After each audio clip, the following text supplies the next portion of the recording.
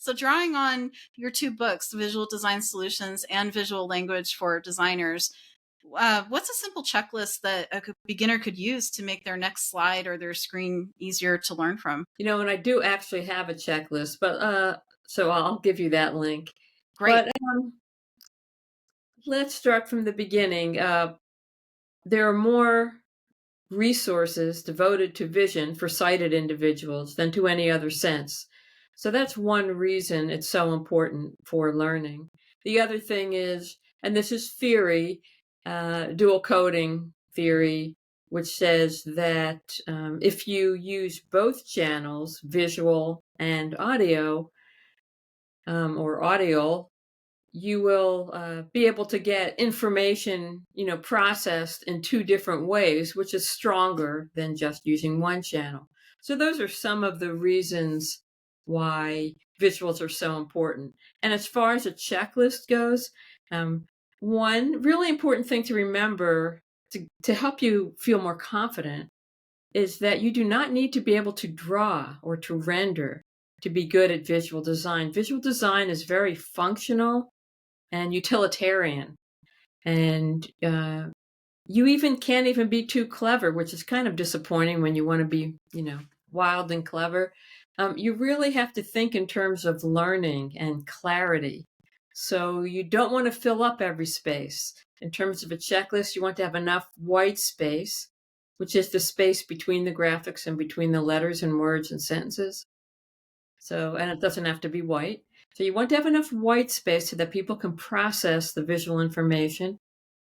You want to make sure that your color combinations are okay for people who may have color blindness. And there's another word for that. Do you remember what it is? I don't remember what it is either. I was talking about accessibility the other day with somebody, and that came up. Yeah, and I couldn't remember either. Yeah, Okay. It'll come up in the yeah, middle of the night when you're, probably. Yeah, um, and you never want to use color as the only indicator because for people with color vision deficiency, that's what it's called, they may not see that. It may look almost like typically it's red and green and on occasion blue and yellow. It can look kind of grayish to them or brownish to them. So those are a few things. Other things are you don't try not to use too many fonts. You can find one font that has multiple styles. And, by multiple styles, I mean it has a regular or Roman, it has bold, it may have black, which is very thick, it may have thin, which you probably rarely want to use, it's going to have italics. So if you're not really expert at visual design or graphic design, I would just stick with one font. I know it's hard. And let me give one more. Alignment, that's a good one. Uh, oh, yes. when you're looking at your graphics and they don't look great, just start aligning things horizontally, vertically, and it'll make it look much neater.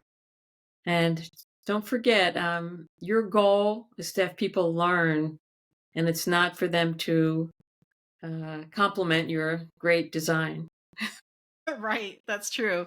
Yeah, the fanciness is not it's not what really counts, right? It's Yeah. getting to the heart of the learning and what it is that they really need to do that so they can go to their next job or their next whatever it is they're looking to do and advance in that. Yeah, I love that. It made me think of the Canva has this color wheel tool that's really great for that for visual design, and you can pick your primary and complement, and it'll give you a good complementary color that goes with that on the color wheel. Right. So I love that because it's a digital tool, and I'm like, wow, and you don't even need to be a member of Canva to do that. So when I did my episode on the solo one on accessibility that's coming out a little bit before this one, I shared that. So it's really a fun tool. I like using that. And then you can also do the other different types of combinations too. So it's a great tool. I always send my students to, I'm like, here, if you're not sure, here's a really good tool that you can utilize. Yeah. And the funny thing is, you don't need too many colors. You need a Right. primary color that you're going to be using, a complementary to highlight things. um, a few others to make it a little bit more interesting, like a neutral background.